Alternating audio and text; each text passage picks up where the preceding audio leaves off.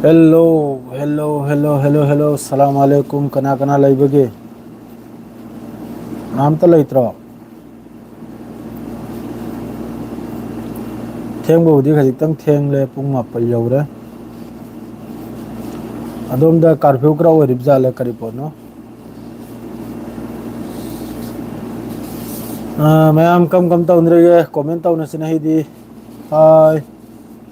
Muhammad Tomba kam ta rege Tomba nungari bro. Chai sing unra bro. Arif Khan ai lei. Arif Khan kam ta rege. Chai sing chan ra bro. Kare sang no. Inrau komen du inrau dum ware sitan se dum Gaza gi taraf tagi ngarang roket tara ni kapsel khipse northern Israel da asida mi yam sathina kharamna hairi Iran gi taraf te hairi mi darjan nama sok pagi pawni haina ma Israel gi taraf te hairi mi ani khakta so yaina ado ahan bani Gaza की तरफ तक लान तो बसे अल Qasim brigade तगिनी अदो लान सी अदुम यारो दौरी गजा मनचरा लान से अदुम होगदोरे अमास न थोम थदबु याद्रबु करीनो हर से खंगरे ngarang de ho khare lan se ngarang de gi ho khare lan si Hamas की तरफ ते ngarang de rocket attack ho khare Israel की मनुंग दा नेतन्याहू अमेरिका की तरफ तक मोहगे थार एयर डिफेंस सिस्टम दो अमगा अमक्का इजराइल द पिरक पै पावमसु लाई अदुगा सोमदनबु रेड सी द हुती नसु अमेरिका के मोहगे जहाज ता लाम की जहाज ता असिद अटैक तौवे अदुगा लोइनना अखोइगी रिपोर्टर अल जजीरा की वगैरह अमक की वगैरह BBC की वगैरह असीगुम्बा रिपोर्टर जर्नलिस्ट असी की मथकता हुजी याम साथीना गजा मनुंग सिदा इजराइल की तरफ तगी मखोई मथकता दर्जन नो मैदिन मी दर्जन अमनी दर्जन की मथकता इजराइल की तरफ तगी हत्पा की पावम लाई अल जजीरा की रिपोर्ट निमा से वारी से तलतला तुम सारा के मेसी याम लखिसनु तो हौजिकता सिंहा जहीर चाक चादरी अंकल के नहीं चारो नहीं अंकल ड्राइवर ने लाओ है माग दी चलगे करीगिनो खंगदे इताऊ भी लाओ है मा तो माय दी चले चागे चाक से नसी पुलब चामिना गया नहीं तो होटल हम खक ले दुना दो हौजिकता तौरिसी याम साथिन नुंगाइते अदो होस्टेजेस लाइरिम मखैदु हमास की तरफ ते हाय करे हानदी इजराइल की तरफ तगी लान से तौरप कांदा होस्टेजेस लाइरिबा लेवा मनुंग मखोइना फादना थमदना थमिबा मिवै मखैसि इजराइल की बॉम्बिंग दगी हिंगनबा हैना मफम से अमदे सिंदोक चिनिन तौई मादो हंदकती हमास की तरफ ते हाय करे होस्टेजेस सु लौथोक लोय जो लेफमद्र लैगनी नसाना बॉम्ब लंथ्रेगा नसाना नसाई मी हटकदर नाना अदुगा लोइना दुनिया भरदा ऑल वर्ल्ड याम चाउन गजा के दमकता हुजु प्रोटेस्ट चली सेम टू सेम याखो इंडिया मनुंग हुजु वक बिल की प्रोटेस्ट और रुदुम अदुई मोंग द गजा गिसु गजा के दमकता ऑल वर्ल्ड यूरोप एशिया सिन चिम फम द याम साथीना अदुगा लोइना इजराइल मनुंग दसु यामना चाउना प्रोटेस्ट अदुगा लोइना हुजु हमास ना ngarang na haldu video amga release tawrakhi makhoi फादना थमखिबा मियोय अनिगी अदुगी वीडियो दुसु रिलीज तौरपदा आरो हेना इजराइल से हुजु कदम तौरा अखोगी याम साथीना मथोमरम नाय तो भाई तारे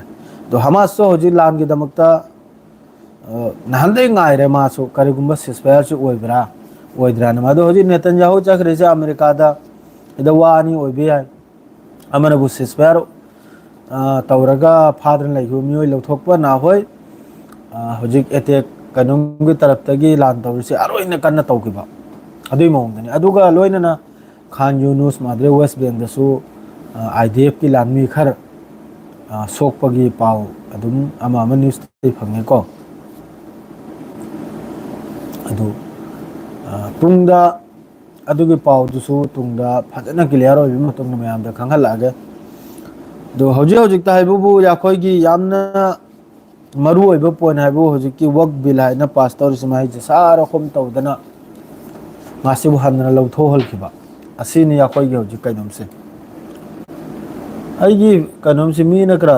मोनिटर कइने नुहाइन तौरेसिनि कीरुरैदी अदु यामना जरूरीनी अदरैदी अमा अमनबु मयामसो अदुम फेसबुक तुरा चंगजल्लेगा अदुम येंगुको लान के पाव से अलोबिदम कागे अहमद फेसबुक लोम के पाव से हाना अदुम सी यारे मखै मयाम शेयर तौबि उसी की वीडियो से फेसबुक तगरा पोस्ट तौजल को नहीं दे खरनी मांगदा मणिपुर से याम चावना वाथोकरा मयाम थोखिबनी अखोय Meitei पांगलबु mean उसित थौयदब वारौब यादसिदा मयाम यावरि Meitei यावरि मयाम यावरि एंगलमगनी mean उसित थौयरक्तबा अदरदि mean फुरक्पा अदरदि mean याम साथि जाथेना ngangbirакpa सिगुम मयाम थोखिबनी ममांगैदा मतमदुरा याखोयने यूट्यूब अमसुंग फेसबुक ता थोकलगा याम साथेना लाउगे खना चाइनबि यादे याखोय मसननि करिगिनो खन दौरिसे अन अकल अकल बुवासु कोंगायमसु खना चाइना फाव यावखरमनि लाइव ता मणिपुर की मतंगसिदा तो ngasi कम तौरे द वक बिल दुगी मरम द वाखर हायरुब द वाखर सिजु फत्त बुवा नते फेसबुक ता मियोय याम दब मियोय मसिंग खरना याम साथीना अखोय हाय पासाबा अम मतौबा अदुमदि थोक्तरेगने अदुगोय मवंग द सादबिदा अखोय की फील्ड कुमलेगा जिस तरह जी प्रोटेस्ट तौरि दुम तौबा अदुय मवंग द वाखर थमम याम साथीना कमेंट सी याम साथीना नुंगाइतबा ममांगैदा कमेंट अमा तौ पोस्ट अम तौ हाइबदना बु खुजी हुक्तना फनेक मनुंग द लोतना लै सेंगना हाइबदा ममांगैदा वारौबि यादसि मयाम करिगुंबा लालसु लाले हाइबिरो चुमसु चुमि हाइबिरो ममांगैदा सिगी बिल सिगी ममांगैदा वाथोक चाउर चाउरबो वाथोक मयाम अम थोखिबदना बु वाहै अमा इरक्पा ngamde सोशल मीडिया दा वाहै अमा हाइरक्पा ngamde याखोय पांगल मेते पांगल पांगल मुसलमान मणिपुर लेरिबा कसार लेरिबा जसादा लेरि सिगिजु मरमदा मीने हेंजलपदा मीना कनुम तरगु वाहै अमा अफबो वाहै अमा इरक वाइना मयाम सिना लाउनु कांदा अदुददि लोइना चितनै सेंगना हाइबदा अदुगा हौजिकनाबु आइना पोस्ट अम तौरुबदा ओजा गुरु सिना सारखरिबा हाइया पासिना सारखरिबा माय माय कमेंट से खंगिब्राने हत्प फाव यौरमनि हौजिक करायदनो बीजेपी की नेता की युम मई था खराय माना इस्लाम की हौजिक की बिल सिगी मरमदा कारण तुरंगांगमदा याई चपचाय तौनिमनि अदुमको मागी मयुम मकै मई थाबदुदि अदुदि अइगी हिसाब तदि अदु असाउबननि मयामननि अदुमको अइगी हिसाब तदि कोंगाय महारि थादोकनिमनि अदु तौनिना अदु अइ हिसाब तदि इंसानियत की हाइना अमदि लै अदु हिसाब तदि खजितंग मयाम सिदा वारौबसु याइको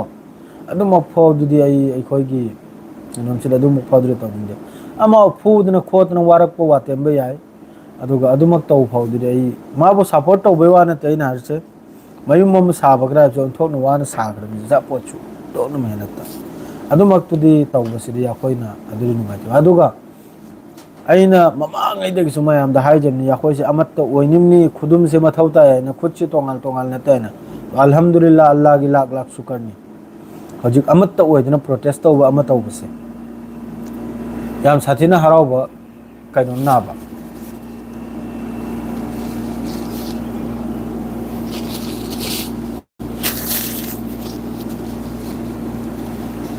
कैनो ने मतुंग जगरि अदु ममांगैदे हमेशा लाउजे अमत्त ओयु अमत्त ओरदि मीनसु कीनदरमनि मीनसु इज्जत तौदरमनि ए मखोइदु लिंजन मानै मखोइदु अमत्तनि मखोइदु हजिक अमत्त ओइरे अल्हम्दुलिल्लाह सिदेना हराउ नंगाइ पाउ करिमत लेते असिदसु ममांगैदा पीपा तौरमदबा तोता तौरमदबा मियोय मखैदुना चंगजलगा कमेंट तौदना वारकपने हैकरा अखोइ ताकपने हैकरा तौरिये खंगिब्रने ममांगदनबु वा मंगांग ngamdaba वा मखैदुम तौबा ngamdaba मयाम तिलकपदा खंगिब्रने मी तरा तिलबदनबु वा मंगांग ngamdaba माद्रे होजि मी चामददि माना nganगिदु कनान ताबिदौरि अदुदनबु आहिया पासाबा मयाम खंगिदने आई चैनल सिदे जो ममांगैदि subscribe tarok pa makhai duri khangi duni na sir se kari no habda kari mong de kari ngang ngami kari mong de kari haiba ngami habdu na khoi mayam khangi duni sida wa mak nai ne kan de adu kumba mioi kharna comment grak tawdana kainom sida tawri Facebook sida ne yam sathi nungai ta ma du yam na thi na hal gai na tawbani adu halam dre na khangi brane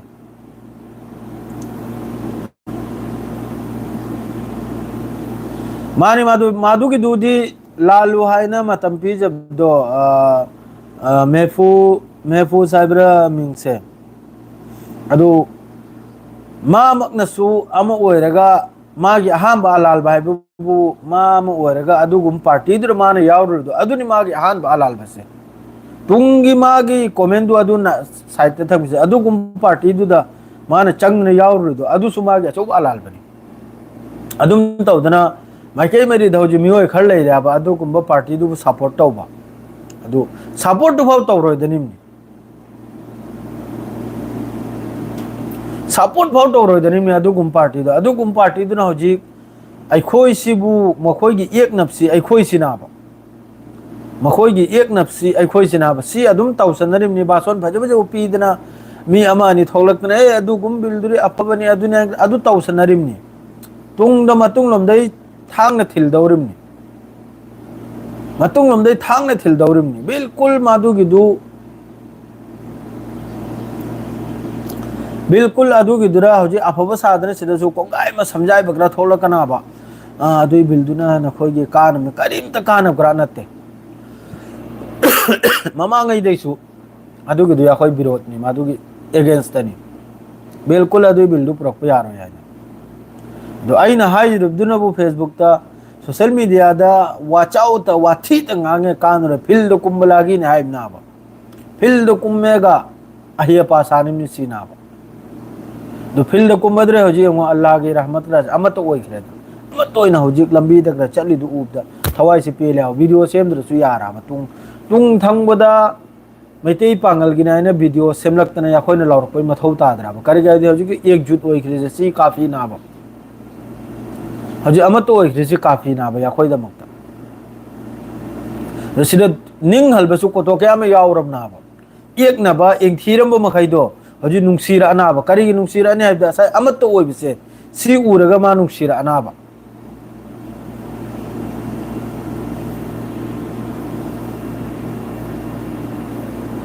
S लोइना तुम्मी सोंगमि Ningthou यंगु Ahaan बनी Gaza मनुंगदा Gaza की तरफ ते अहान बनी नहीं सांगलबे तुंगदनी Israel की मथकता rocket कैप्चल खरिसे rocket तरा कैप्चल बिसरा मंगा हमें इंटरसेप्ट नी मंगा मताई मंगा हमता आपसिदा मखोय की मी अनि सोकपा मादरे दे खरब नारे दर्जन हम सो याना अदो वीडियो फोटो खर दिला ए मासरे याम साथी ने मखोय की तोयबो खोतपगी चायबो खोतपगी असी याम साथीन लै अदुम लैरे मादरे दे हौजिक हाइबु ईरान का अमेरिका ने हौजि मेन ओइरिसे ईरान अमेरिका इजराइल सोमदा सीरिया मादरे लेबनान अमा मसरी अदुम लैरे आसिदी अदुम वाचोय अदुगा सीरिया दसो होजी इजराइल की तरफ तगी अदुम एयर स्ट्राइक सि तौरी सीरिया दा होजी लैरिबा मखोय की मिलिटरी बेस अदरेदी मोहय की खुचु खुलाई थंफम असिने चिंग अम भाव लैत्रे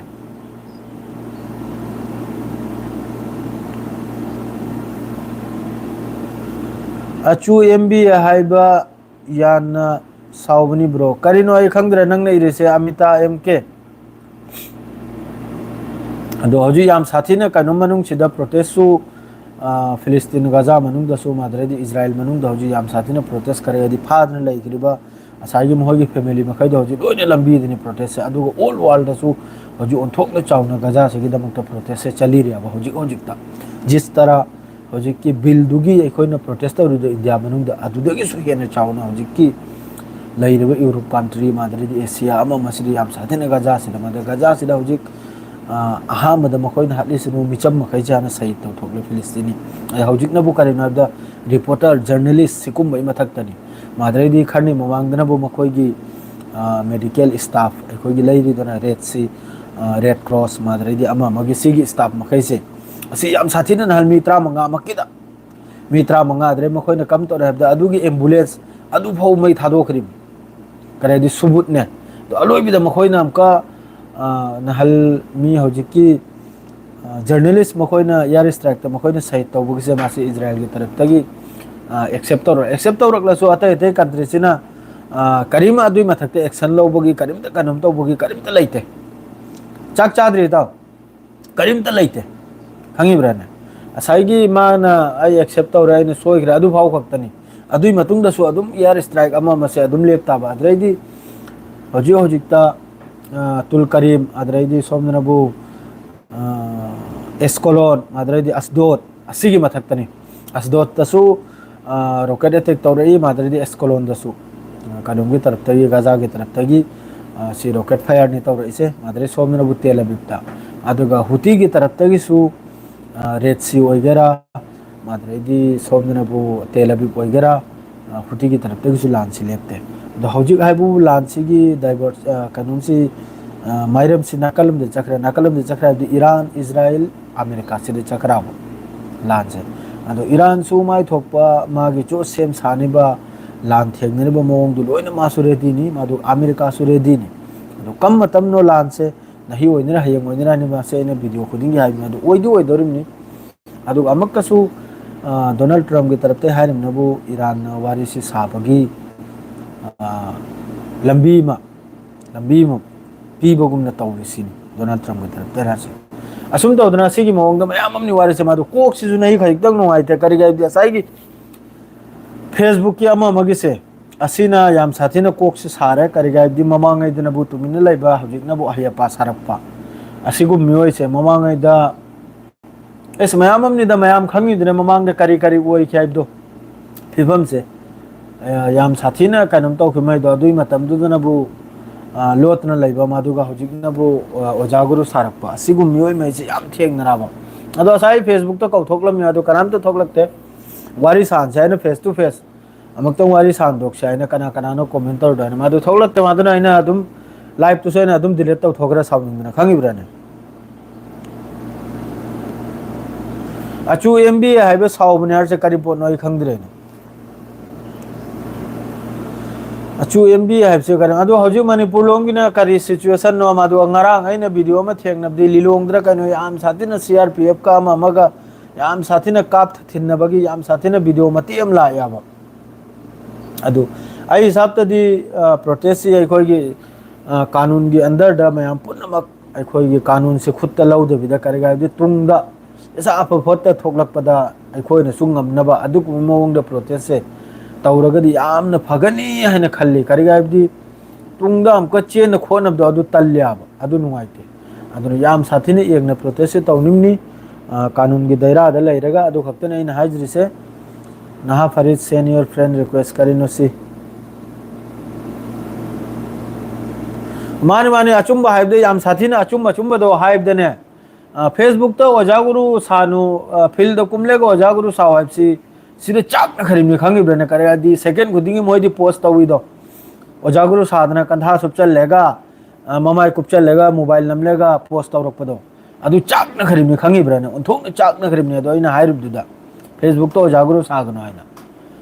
आदे फील्ड कुमलेगा प्रोटेस्ट तो आइना हाइबदो अदु चाक खरिमनि काना खरिमनि मी मखैसे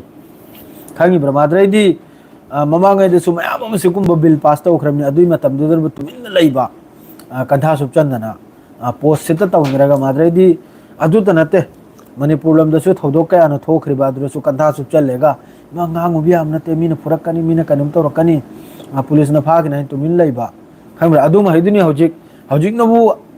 ममांगदनबु मी खरतन साविदो खंगिब्रा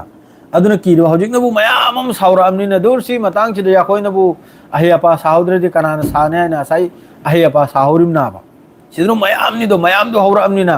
साइद अखोइ महेना लाव जेखिबा खो चखि मखैदो अल्लाह की रहमत चंगलतना अमत तो ओइदना हौजिक लंबी द परे ओइना नुपी ओ निपाओ इमा ओ इचलो लोइन हौदना चलक पाइ उबदने सागी हिम्मत तो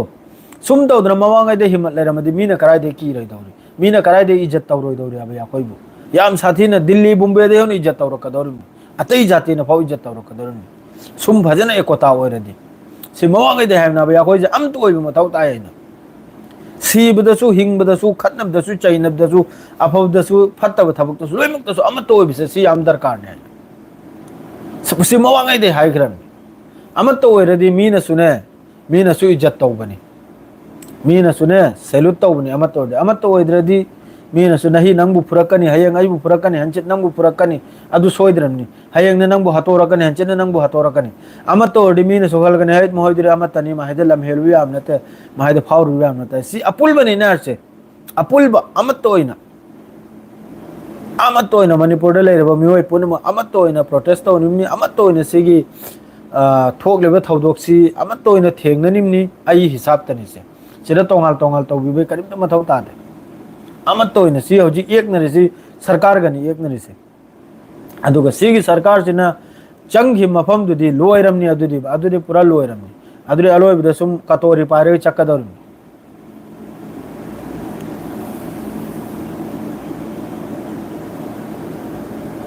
आई अदु ग्राक्तु लोइना वीडियो ग्राक्तु उरेदा महफूजन उरे अदु माबु चैराक पीबदो याय फजु वानी माबु चैराक पीबदो अदु ममांगनि माबु चैराक पीरमगनिमनि खजितंग सिदा सोइखिबा गोक्तंग आबु माना अदुगुम पार्टी दुर चंगना यावरुसे असिजु मागे अचौबा अलालबम नाबा अदुगुम पार्टी दुरी अदुगुम मफम दुरे मुथत खिनिम नाबा सेंग नाइबदा अदुगुम पार्टी दुना अदुगुम मफम द लेफम थोकताबा अदुगुम पार्टी दुना नि हंदगी सुक्याम्बा मई थारक खरेसे चिंगमी ग तम्मी ग तौनरक खरेसे अदुगुम पार्टी दुना अदुरसु मयामम सपोर्ट तो बलेरमनी सोयदमकी अदुगुम पार्टी दुरा पूरा थवाई कथोकप मयामम लेरमनी सोयदमकी अदुसु मतमम द खंगलकनी हजे मोहयबु सपोर्ट तौरिदो अदुगुम सरकार दुबु सपोर्ट तौरिदो मखोय मखुता सुम कतोरा लाकपुन मितो अदुर मोय खंगलकनी हौजिकनबु याखोय मुसलमान की मथक्तनी दरमान बिल पास तौरसे मोय मथक्तसु सोयदमकी नहीं नत्रगा हयंग सोयदमकी ईदन थमौ सिगी लाइफ से यारदी कनागुंबा सेव तौदर थमौ नहीं नबु मुसलमान की मथक्ता बिल पास तौरमनी हयंग अतोई कम्युनिटी की मथक्तसु बिल पास तौरकनी कुई रोइसी मकंग सी कुई रोइसी खंगौ दुसिगी मतंग सिदसु ए मरायना सी मोय मथक्तने अवाब तारेसेने लैथोक्तना लैरबा ओ अदुरी हयंग खेलायंग मनु नुगायरनी अदुरी हयंग तुंगदा सोयदमकी नुगायरनिमनी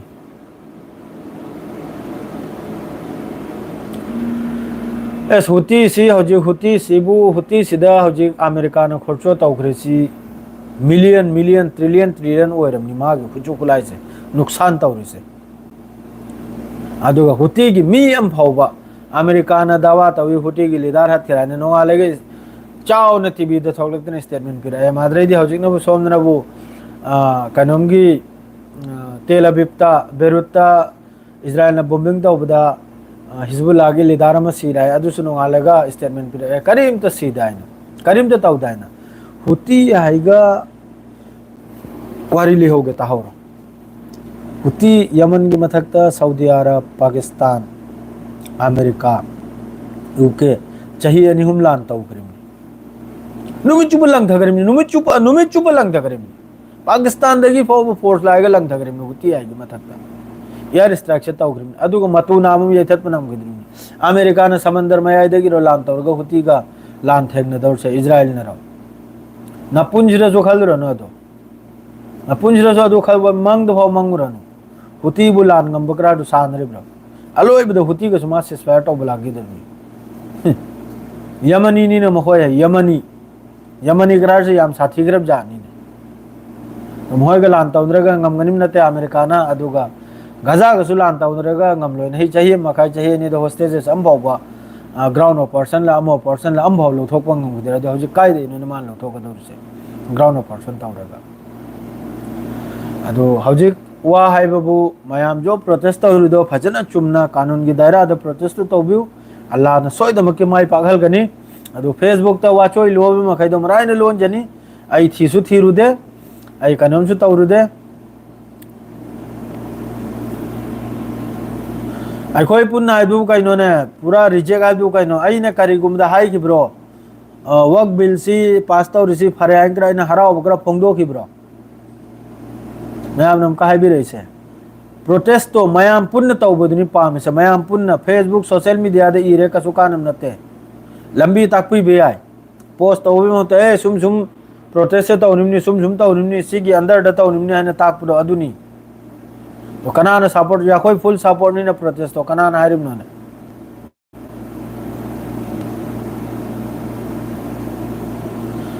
माने माने मादु युम मई थाबदु खजितंग नुंगाई ताबदि युम हम सारगा मीगी युम हाइबु कराचे मासी अदु तंग नुंगाई ताबि वानिदा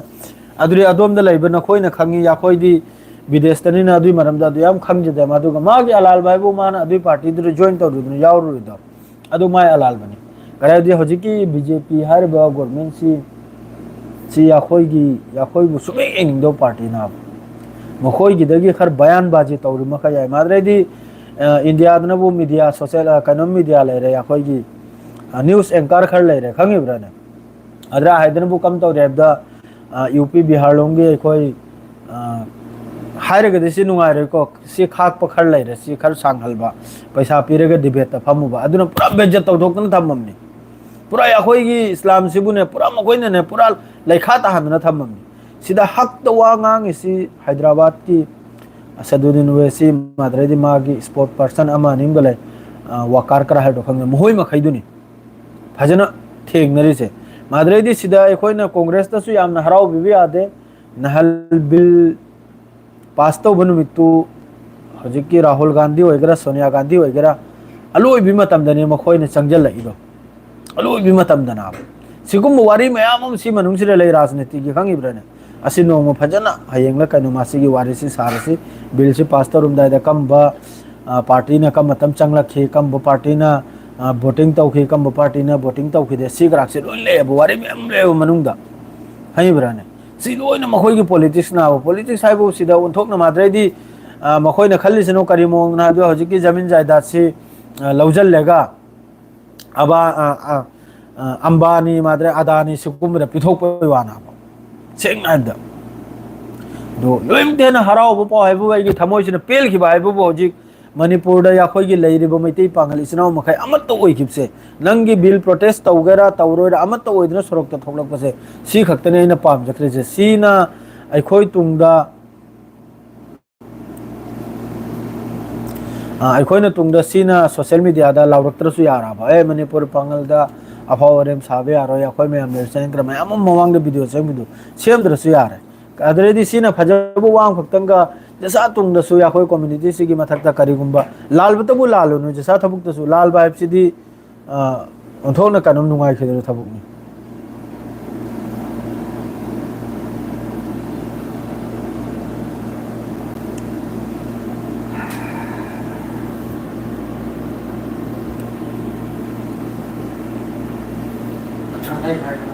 मर्जिया मर्जिया 23 युम मई था बाइब सिदी मासिदी यामना नुंगाइ त बाइबदी माबु फुरम लेगा माबु हलम लेगा माबु येथेक अदुना नाकलम दोइग्रे युम दुरदी अतै माग फैमिली सु लैरिमनि दना अदुगी मथक्ता खजिक्तंग अवाना ताबदो अदुइनि नुंगाइ त बाहरिसे नंगना लानम क लौगनु सेंगना हाइदो खंगिब्राने मागिसु मतु मचा माद्रे मवापा हल्लमल नहार मैम लेरम बयाइबा अदुगी नैना नुंगाइ त बाहरदो खंगिब्राने लान लंबीदो क नाकलम दो थोकिनो आबा अदुई मथक्ता खजिक्तंग नुंगाइ त बाहाइबदो अदु खक्तगिनि अदु मैमसु सोशल मीडिया दे इरिमनि युम मई था मक याखोइ पांगलिसनाव महिनानि इरिसे पांगल मणिपुर लोंगो हेगरा कसालोंग मम इरियाबा युम मई था बाहाइबदुरि अदुदि यामना नुंगाइ ताइना मैमम इरिनु अदुरा अखोइसु अदुम येंगबदा युम मई मक थादोकपदुदि साम तोरगा मादुदि पब्लिक ने सावमंदना मतमदुदा कनाना कनाबु कंट्रोल तौनी अदुगुंबा थौदोग अमु ओइरमसु याइबने पब्लिक हार से सावरक पाइबसे कुनो ठीक लैतम नाबा मीसने सावखरदि करिमता निंगमांग एंगदम नाबा तो सिदा लोइमतेना नुंगाइ बाइबु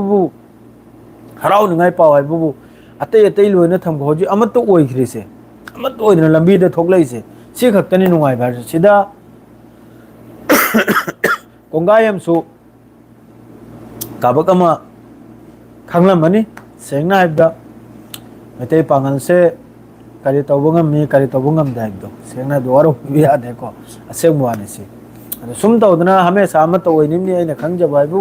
असे खक्तनि आइना पामजि अतै करिमता पामजदे अमत ओइबसे सि खक्तनि लोरे अदुई मतुंगदा आइबु सोशल मीडिया दा थोयगा ngang आइना हत क्या हाइब्रा फुगा हाइब्रा तौबिरो करिमता बेरा लैजद्रे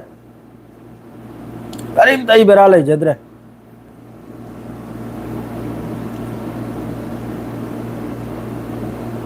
अदुनाब युमदुरा कुरान यावखिबा अमा यावखिबा लाइलासु यावखिबा अदु सुनी माद्रेदी आइगी निको सि आइगी राइनी मयामगि खंगजेदेको मयामगि अचाक कोंगायम सु लेरम बियाइको अदु मागी अलाल बाबू माना अदुगुम पार्टी दु चंगना जॉइन तौरदो अदुम मागी एक नंबर अलाल बनी अदुगा माना स्टेटमेंट कमेंट अमा अमा तौरमिदो हजुकी बिल सिगी मरमदा अदुदि मागी 100% अलाल बनी अदुगा मागी युम्मई थारुपसे माबु फूदना खोतना माबु चैराक पिरमबदो अदुना नाकलमदो फखरे अदुगा मागी युम्मई थारबो खोलुपसेदी असिदी खजितन या कोई कानून से खुद तलौरुबो माल्याबो कोई कानून से अदु खक्तगिनी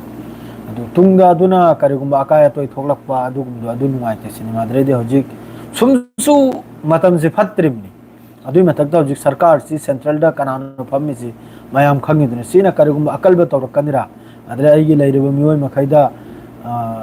करिगुम्बा फोर्स तौरकनिरा करिगुम्बा एलक खोलकनिरा सिगुम्बदो नुंगाइतमनाबो अदे सरकार मखोयगिनिना मखोयने जो तौरक हायदो मखोय मखुतनिदो मिलिटरी थाजल्लो माद्रेदी फोर्स थाजल्लो असीम मयाम लैयाबो चाक चारोनी ईरान बु कनाने लान ngमगने ईरान दा अमेरिका है इजराइल ने सुलान तौरग ngमलो सीरसो ngमलो ईरान करायर बाय उनथोकना ईरान दा ऐसा खुदलाई नि ऐसा मादुगा हमास की तरफ तगिसु स्टेटमेंट लाई